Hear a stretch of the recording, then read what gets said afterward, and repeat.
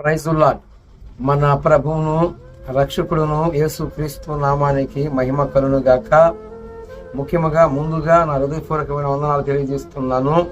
మీ కుటుంబాలకి శాంతి సమాధానము యేసుక్రీస్తు నామములో మీ పక్షమున మీకు విరోధముగా రూపింపబడుతున్న ఆయుధం వేది వర్ధిల్లకుండా ఉండును గాక. ఆమేన్, ఆమేన్. ప్రభునందు దేవుని బిడ్డలారా, ఈరోజు వాక్య ధ్యానము ఏమిటంటే, మనకి విరోధముగా ఏ ప్లాన్ చేసినా మన పక్షమున మన దేవుడైన యెహోవా ప్రభువు యేసుక్రీస్తు మన పక్షమున శత్రువు యొక్క ఆలోచనలన్నీ కూడా భంగపరుస్తాడు అనేది సత్యము. నీవు యథార్థవంతుడివై యథార్థంగా ఉంటే నీ పక్షమున నీ శత్రువు ఆలోచనని భంగపరుస్తాడు. ఇది వాస్తవము. ఎందుకు నేను ఈ మాట చెప్పాను అంటే, ప్రభునందు దేవుని బిడ్డలారా, అది కుటుంబమైనా కుటుంబములో వ్యక్తులైనా మరి నీవు యథార్థంగా ఉన్నప్పటికీ యథార్థ మనసు కలిగి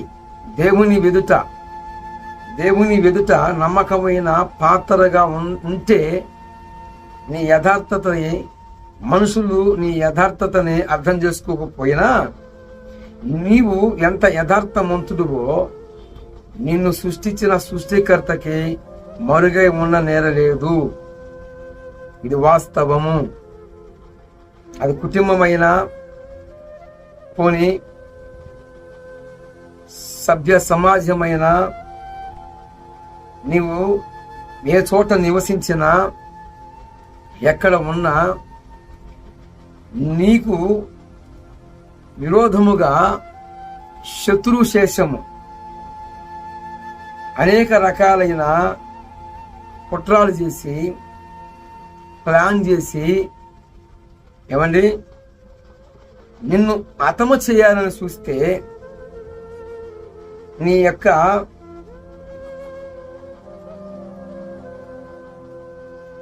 స్థితిగతులని వారు ప్లాన్ చేసి నిన్ను కొట్టుకోవాలని చూసిన నీవు వారికి దొరకనీయకుండా చేసేవాడు మన పక్షమున ఉన్నవాడు ఈ లోకములో ఉన్న వాటి కంటే ఉన్నతుడు, బలవంతుడు, శక్తిమంతుడు, సర్వశక్తి కలిగిన వాడు. నీవు సేవిస్తున్నవాడు సాదా సీదా ఒక బలహీనుడు కాదు, బలవంతుడు. శూన్యములో సుందరమైన సృష్టిని నిర్మించి శూన్యములో ఒక స్లాపు గనక ఎలాగైతే వేయబడిందో మనుషుని చేత, అలాగనే భగవంతుడు ఆకాశమును కూడా ఒక స్లాపుగా ఏది ఆధారము లేకుండా ఆకాశమునకు ఆయన హద్దులు వేసి ఆకాశమును ఒక స్లాపుగా నిర్మాణం చేశాడు. అంతటి మహోన్నతుని యొక్క బిడ్డగా నువ్వు మార్చబడితే ఏమండి, కొన్ని షరతులున్నాయి. నువ్వు ఎలాగ పడితే అలాగా జీవిస్తే నీవు ఒకవేళ దుష్టుల ఆలోచన భంగపరచమున్నా, వాని చేతు నుండి రక్షించమున్నా అప్పుడు వర్తించవు. అప్పుడు నీ ప్రార్థన విన్నపములు అక్కడికి చేరవు. నువ్వు ఎలా పడితే అలాగా దేవునికి వ్యతిరేకమైన అడుగులు వేస్తూ మరి ఇలాగా నా శత్రువులు ఇలాగ ఉన్నారు అంటే దానికి ఇక అవకాశం ఉండదండి. నీవైనా నేనైనా సభ్య సమాజంలో ఉన్న వ్యక్తులైనా ఎంత మటుకు యథార్థంగా ఉన్నారు, వారు తెలిసిన పరిధిలో మనస్సాక్షి నిమిత్తం వారు ఎలాగా బ్రతుకుతున్నారు, అలాంటి పరిస్థితుల్లో నీవు ఎవరికి హాని చేయకపోయినప్పటికీ, నీవు ఎవరి మీద పగ పెట్టుకోకుండా ఉన్నప్పటికీ, నీవు నీ నుంచి ఇతరులకి హాని చేయకుండా నీ జీవితం నువ్వు జీవిస్తున్నప్పటికీ నిన్ను భంగపరచాలని, నిన్ను కృంగదీయాలని నానా రకాలైన ప్లాన్లు నీ పక్షమున వేస్తే, అయితే నీవు అలాంటి పరిస్థితుల్లో నీవు నమ్ముకున్న సర్వశక్తి కలిగిన ప్రభుని యేసు క్రీస్తు నామములో ప్రార్థించినట్లయితే ఖచ్చితంగా దుష్టుని యొక్క ఆలోచనలను ఆయన భంగపరుస్తాడు. వాని ఆలోచనలను ఆయన అడ్డగిస్తాడు అన్నది నేను కంఠబద్ధముగా మీకు తెలియజేస్తున్నాను. ఎందుకు ఎలాగా చెప్తామన్నా అంటారేమో. నేను లేఖనాలలో దేవుని వాక్కుని మీకు తెలియజేయబోతున్నాను. దేవుని యొక్క వాక్కు, దేవుని ఎదుట నమ్మకంగా ఉన్న వారి యొక్క యథార్థవంతుల ప్రార్థన ఆయన అంగీకరిస్తాడన్న మాటని మీకు నేను తెలియజేయబోతున్నాను. నేను దేనిని ఆధారంగా చేసుకొని చెబుతున్నానంటే, నీ ప్రార్థన, నా ప్రార్థన, మనందరి ప్రార్థనలు ఆయన ఆలకించే దేవుడే ఉన్నాడు. ఎలాంటి ప్రార్థన ఆలకిస్తాడంటే యథార్థమైన ప్రార్థన, యథార్థంగా చేసిన విజ్ఞాపన ఆయన నిశ్చయముగా ఆయన రాజ్యానికి చేర్చుకుంటాడు. ఇది వాస్తవం అండి. మనము గనక చూసుకున్నట్లయితే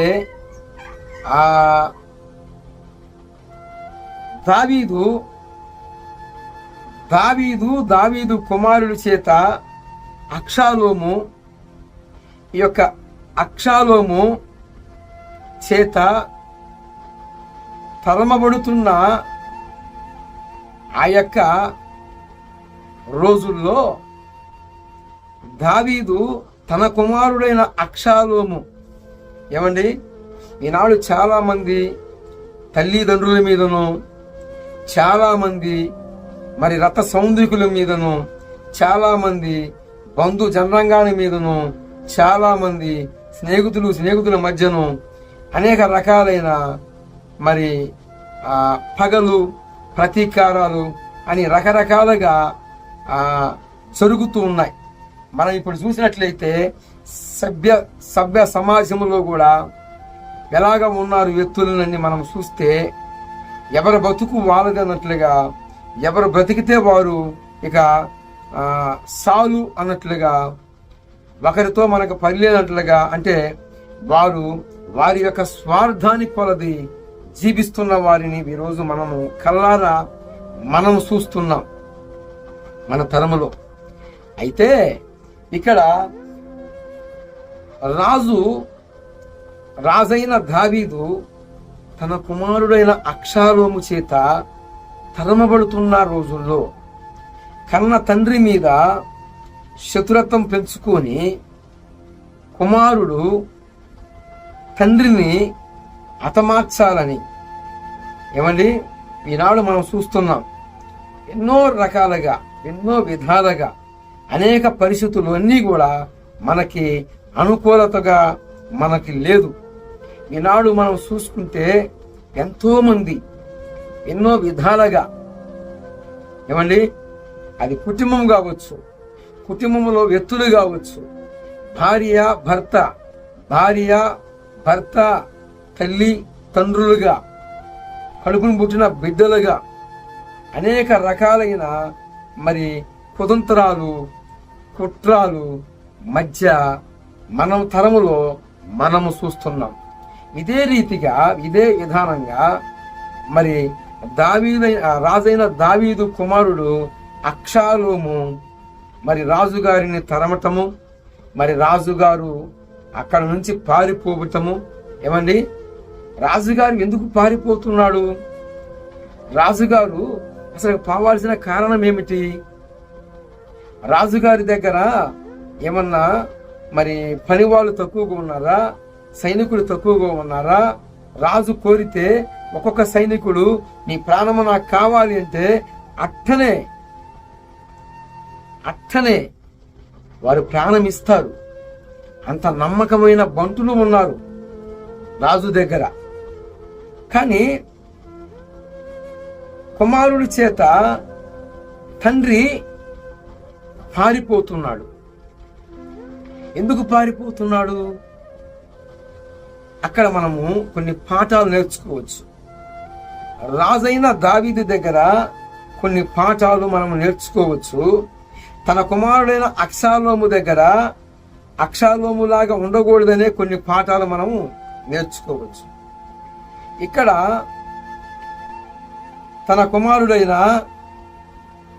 కుమారుడును మరి అబ్షాలోము దగ్గర ఒక పనికి మాలిన వాడు ఒకడు, ఆలోచన చెప్పే ఒకడు ఉన్నాడు.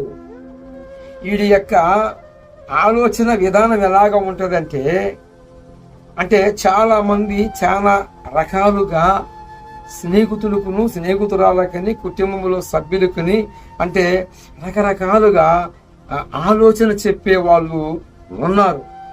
మంత్రులకి కొందరు ఉపమంత్రులుగా ఉన్నవారు ఆలోచన చెప్తారు.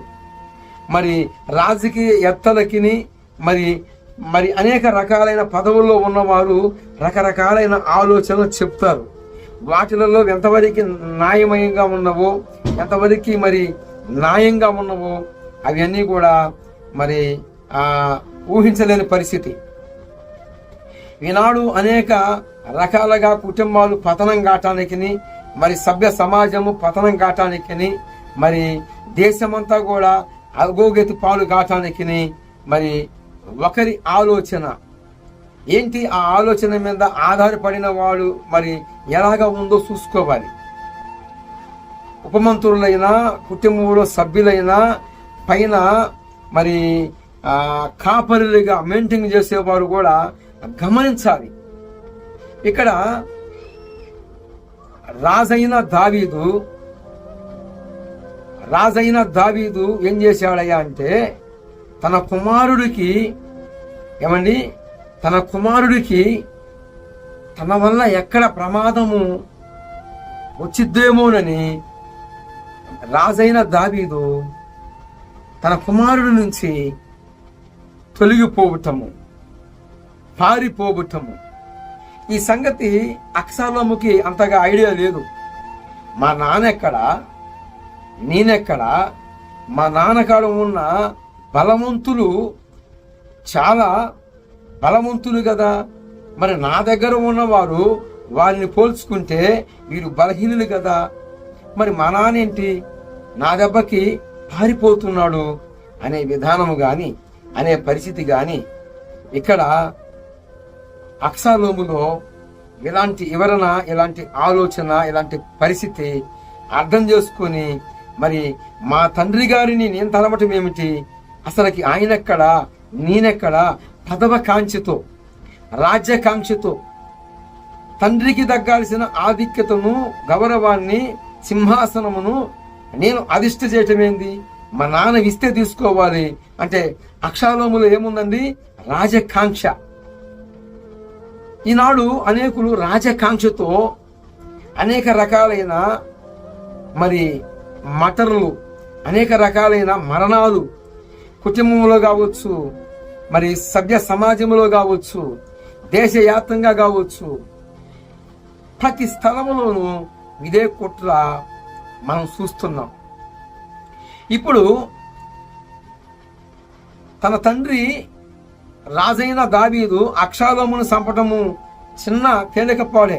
ఎందుకంటే రాజైన దావీదు దగ్గర ఉన్న వాళ్ళు బలవంతులు, బలహీనులు కాదు. అయితే రాజుగారు ఎందుకు తొలగిపోతున్నాడు? తన కుమారుడికి తన నుంచి ఎక్కడైనా హాని కలిగిద్దేమో, తన కుమారుడికి ప్రమాదమేమన్నా ఉంటదేమో అని చెప్పి ఏమండి తొలగిపోతుంటే దానిని అబ్షాలోము అర్థం చేసుకోకుండా ఇక తరుముతూ ఉన్నాడు. అయితే ఇక్కడ ఈ యొక్క అబ్షాలోము దగ్గర ఐతోఫేలు అనేవాడు ఒకడున్నాడు. ఈ ఐతోఫేలు అనేవాడు ఆలోచన చెప్తున్నాడు. ఏం చెప్తున్నాడు? ఆలోచన చెప్తున్నాడు. నాకు 1200 మందిని నాతో పాటు పంపించు, రాజైన మీ తండ్రిని దావీదు గారిని తరిమి పట్టుకుందాము, వారు వేరు దాటి పోలేరు, వారిని ఏరుకి యువతలే ఉన్నప్పుడే మనం పట్టుకొని బంధిద్దాము అని ఈ యొక్క ఐతోఫేలు అనేవాడు తన కుమారుడైన అబ్షాలోముకి ఆలోచన చెప్పాడు. అబ్షాలోముకి ఆలోచన చెప్పినప్పుడు ఇక్కడ గమనించాలి, దేవుని యొక్క పరిస్థితులన్నీ కూడా గుర్తుపట్టాలి. ఇక్కడ యథార్థంగా ఉన్న వాని యొక్క ప్రార్థన ఆలకిస్తాడు అన్నాను. చూడండి, ఈ యొక్క విధానాన్ని ఎప్పుడైతే రాజైన దావీదుకి తెలియపరచబడి ఉందో, అయ్యా రాజుగారు, మీ కుమారుడి దగ్గర ఈ ఐతోఫేలు అనేవాడు ఈ రీతిగా ప్లాన్ చేశాడు, మనల్ని పట్టుకోవటానికి, మనల్ని సంహరించటానికి మీ కుమారుడి పక్షమున చేరి వాడు ఇలాంటి ఆలోచన చెప్పాడు. కాబట్టి మరి ఎలాగా అని దావీదు దగ్గర ఉన్న వాళ్ళు దావీదుకి తెలియజేసినప్పుడు, ఈ దావీదు భక్తుడు యథార్థవంతుడు తన కుమారుడికి హాని కలిగించకూడదని పారిపోతూ ఉన్న ఈ యొక్క దావీదు రాజు గారు ఒక ప్రార్థన చేశాడండి. ఏం ప్రార్థన చేశాడో తెలుసా? యెహోవా ఐతోఫేలు అనే వాడి యొక్క ఆలోచనని భంగపరచు, చెడగొట్టు అని ప్రార్థిస్తే యెహోవాకి యథార్థవంతుల ప్రార్థన ఇంపైన సువాసన కలిగినదని రాయబడిన ప్రకారముగా దావీదు ప్రార్థనని అంగీకరించి ఈ యొక్క ఐతోఫేలు అనే వాడి యొక్క ఆలోచనని భంగపరిచి వాని ప్లాన్ మొత్తం కూడా చెడగొట్టాడు. ఇది యథార్థవంతులకి ఉండగా, యథార్థములో ఉన్న వారందరికీ, వారు సేవకురాలా విశ్వాసులా అనేది కాదు, దేవుని వెడల భయభక్తులు కలిగిన వారు ఎవరైతే మనస్సాక్షికి నిమిత్తము మరి దేవుని ఎడల భయభక్తులు కలిగి ఉంటారో వారందరి యొక్క మొర ఆయన నిశ్చయముగా ఆలకిస్తాడు. Praise the Lord. నీ పక్షమున ఆయన గలమెత్తుతాడు. వారి ఆలోచనలని, అంటే శత్రువు వ్యూహాలని, శత్రువు ప్లానులని మన పక్షమున ఉండి వాని ప్లాన్ అంతటిని కూడా ఏం చేస్తాడు? చెడగొడతాడు. ఎందుకు చెడగొడతాడు అంటే వారు యెహోవాకి హేయులు, వారు యెహోవాకి హేయులు, యథార్థవంతులు కాదు.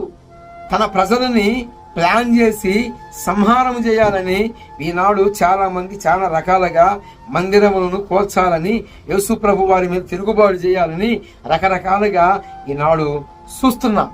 కానీ దేవుడు తలుచుకుంటే ఎంత చెప్పండి, మనుషులు కొడితే ఎంతవరకు కొడతారు, కానీ దేవుడు కొట్టాడు అంటే వాడు వెన్నటికి ఇంకా లెగవుడు.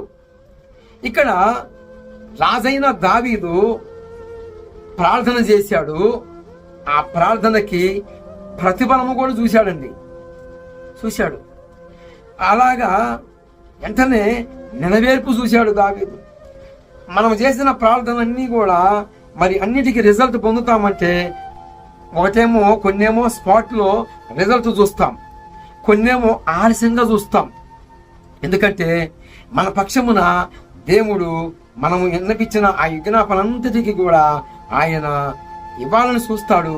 కానీ మరి దానియేలు మరి ప్రార్థన చేసినప్పుడు సుమారు ఇంచుమించు మరి వెంటనే దూతకి ఆజ్ఞ బయలుదేరింది గాని దానియేలు చేసిన ఆ ప్రార్థన కనీసం ఇంచుమించు 21 రోజు సమయం తీసుకుంది, టైం తీసుకుంది. మొత్తము 21 రోజు పట్టింది. ఎందుకంటే దూత బయలుదేరాడు, కానీ దూతని అపవాదైన సాతానుడు పోయి అడ్డగించి దూత వానితో పోరాటం చేసి వారిని తొలగించి వాడిని గెలిచి దానియేలు దగ్గరకు వచ్చేలకే 21 రోజు టైం తీసుకుంది. అంటాడు దానియేలు దగ్గరకు వచ్చి, దానియేలు, బహుప్రియుడివి నీవు, నీ ప్రార్థనలు, విన్నపములు, విజ్ఞాపనలను పరలోక రాజ్యానికి చేరాయి. కానీ నువ్వు చేసిన ఆ విజ్ఞాపనకి ప్రతిఫలముగా నా వద్దకి దేవుని ఆజ్ఞ బయలుదేరింది. నేను వెంటనే బయలుదేరాను. కానీ మధ్యలో ధర్మ విరోధి సాతానుడు నన్ను అడ్డగించాడు అని దానియేలు కాడ మనం చూస్తాం. చేసిన ప్రార్థన అన్నిటికీ ఒకేసారి రిజల్ట్ వస్తుందంటే కొన్ని ఏమో ఆలస్యంగా వస్తాయి, మరి కొన్ని ఏమో ఎమ్మటి అయిపోతాయి.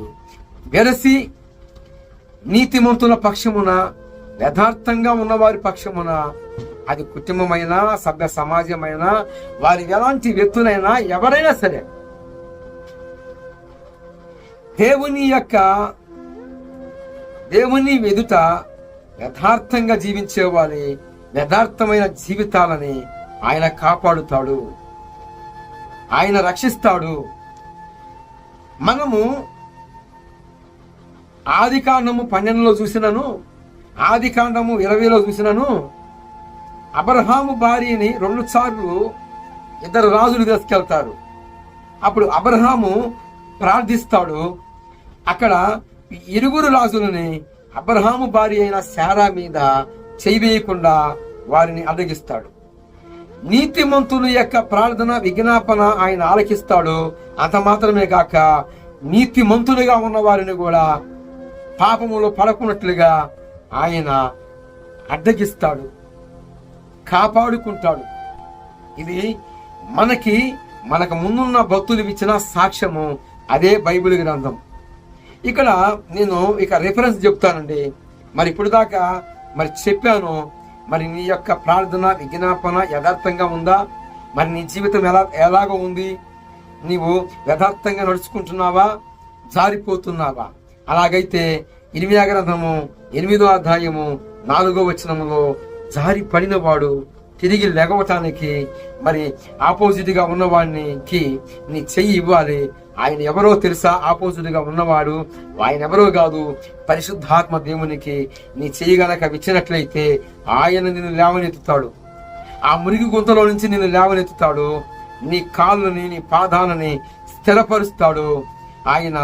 ఆయన త్రోవలలో నిన్ను నీతిమంతునిగా, ఆయన కృపా వాత్సల్యత నిన్ను కాపాడుకుంటాడు. తెలివిలోనో, తెలివి తక్కువగానో, ఎలాగనో అలాగన జారిపడ్డావు. అయితే పడిన చోట ఎవరు ఉండరు, లేసే ఘట్టం ఒకటి ఉంది. అలాగా లేపబడాలి అంటే నీవు నీ అస్తములు ఒకరికి ఇవ్వాలి, అప్పుడు లేపబడతావు. ఆయన ఎవరు అంటే పరిశుద్ధాత్మ దేవుడని నేను తెలియజేస్తున్నాను. ఆత్మపరంగా తెలియజేస్తున్నాను. అసరార్థంగా తీసుకోవద్దు, ఆత్మానుసారంగా తీసుకో. టెక్టేజీ తీసుకోవద్దు. నా మాట సీరియస్ గా తీసుకో. నీ కుటుంబాలు కాపాడబడతాయి. మీ జీవితాలు ఇక్కడ యథార్థంగా ఉంటాయి, అక్కడ ప్రభువు ఎదుటి కూడా ప్రార్థనలు, విజ్ఞాపనలు యథార్థంగా చేరబడతాయి.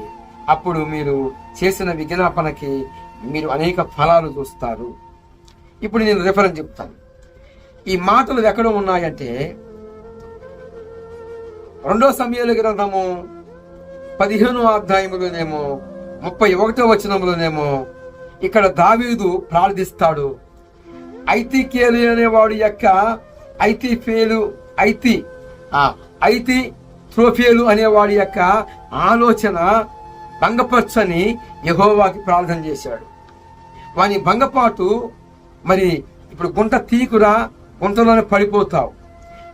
ఇతరులని మోసం చేయబాకు, ఇతరుల మీద విషబేజాలు నాటబాకు అని చెప్పినా కూడా కొందరు గుంతలు తీస్తూ ఉంటారు.